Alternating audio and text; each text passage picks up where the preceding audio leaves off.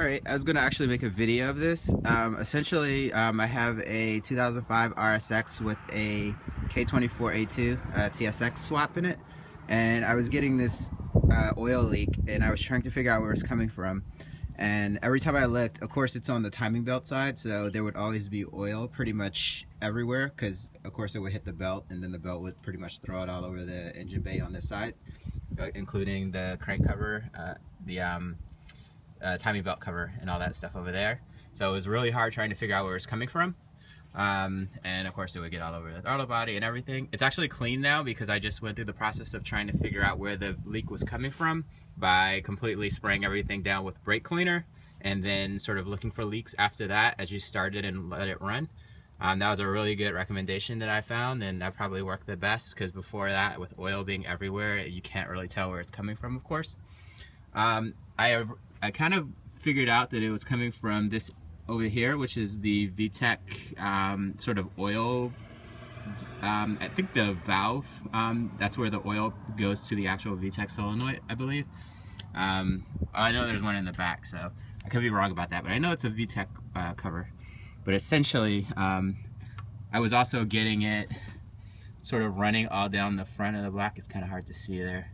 So it was kind of going down the front, just a little bit there. It was all on the actual oil pan, and pretty much everything on the left, on this side of the engine was all coated with oil from there. It was all over the pulley belt. My belt started slipping because it was just sort of coating the belt, so obviously it was a pretty hard issue.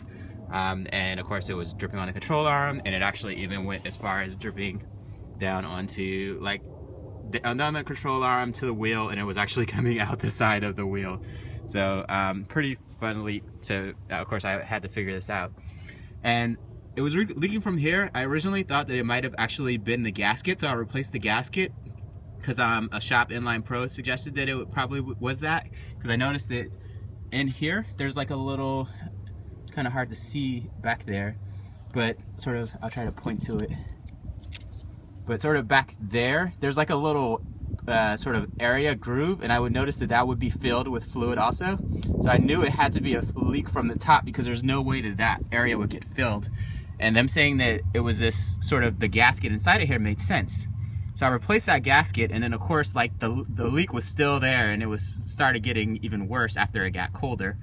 So I thought that was a failure, and then I was looking at everything from the timing belt and all that.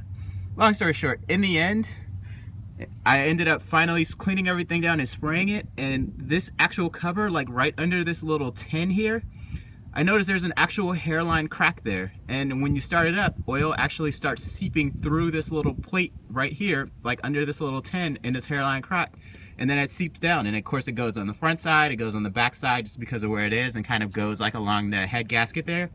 So of course I was scared at first, thinking it was like something leaking out of the head gasket, but essentially it was just that.